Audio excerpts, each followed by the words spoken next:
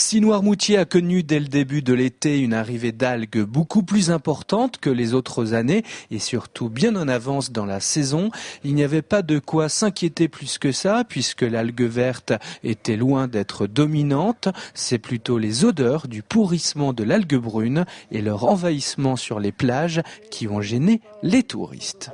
À certains endroits, le volume des algues et la chaleur avaient dégagé des odeurs qui ressemblaient à de l'odeur d'œuf pourri sur des bas coefficients de marée. Donc les algues étaient séchées et n'étaient plus dans leur milieu naturel humide et nous a amenés vers des étapes de pourrissement qui ont dégagé ces odeurs.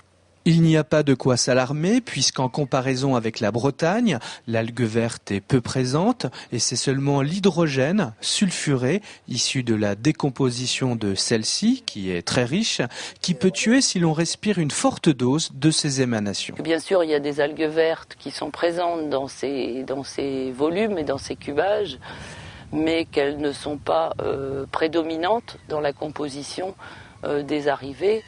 Et que voilà, c'est vraiment la quantité, la période qui nous ont posé des soucis cet été. La météo avec des vents changeants, un climat différent sont la cause principale de la quantité d'algues arrivées de façon si précoce sur l'île. Avec les vents de ouest sur ouest, systématiquement les algues remontent à la côte. Et quand les vents changent de côté, viennent norder, les algues renvoient à la mer. Donc ça s'appelle ça de l'auto-nettoyage. Et cette année, on n'a pas eu cette chance-là au mois de juillet. C'est pour ça que nous avons eu énormément d'algues échouées sur nos plages.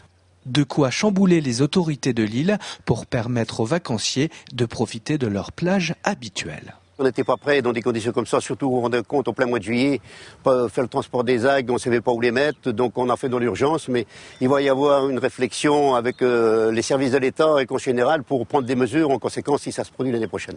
Donc là vous avez un petit échantillonnage des algues que l'on trouve sur la plage, des algues brunes classiques, des algues rouges et mélangées à ces algues, donc l'algue verte, qui, vous voyez, n'est pas prédominante dans cet échantillon. Vous l'aurez compris, il n'y a pas de quoi dramatiser, il n'y a donc aucun risque à fréquenter les belles plages de Noirmoutier.